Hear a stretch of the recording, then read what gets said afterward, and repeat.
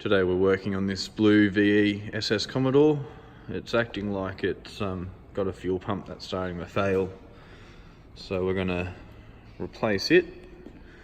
It's done 150,000 Ks. So we've got to drop the whole rear end out.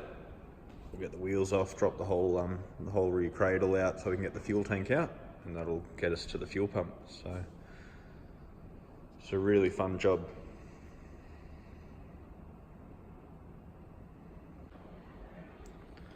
So we've dropped the exhaust, tail shaft, all the shielding, and we've now got to the fuel tank.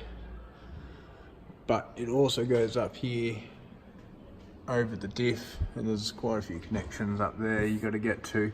So I have seen some people just lower this frame, and it can give you enough room, but I find for the extra 20 minutes it's just as easy to drop that whole lot out, and it gives you clear access to the tank, and yeah, it just saves a lot of time and hassle.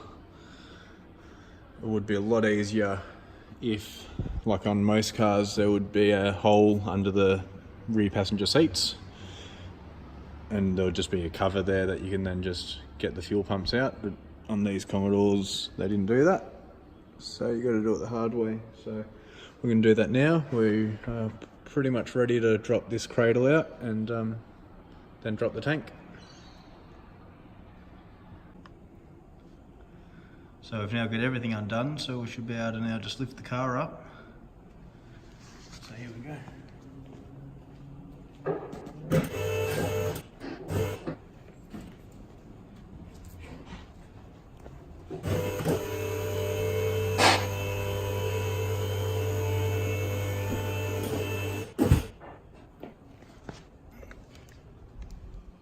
So there we have it. There's the rear end.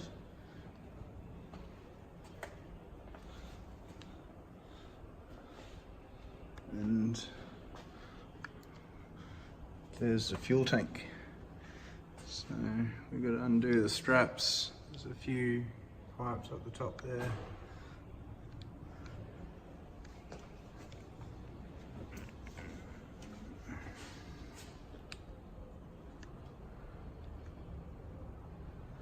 So we're ready to take the tank out now.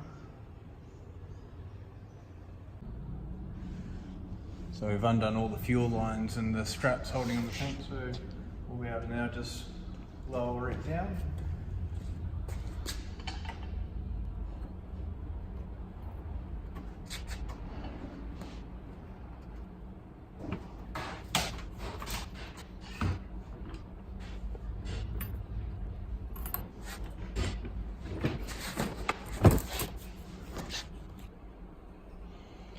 So here's our tank.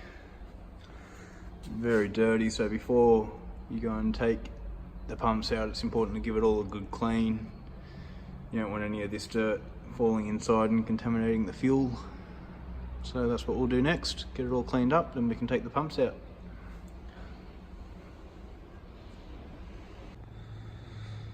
So before I put this new pump in, I just wanted to pull apart the old one and try and get an idea as to why it may have failed, and I've found the reason. So these fuel pumps, the fuel filter is all part of the fuel pump.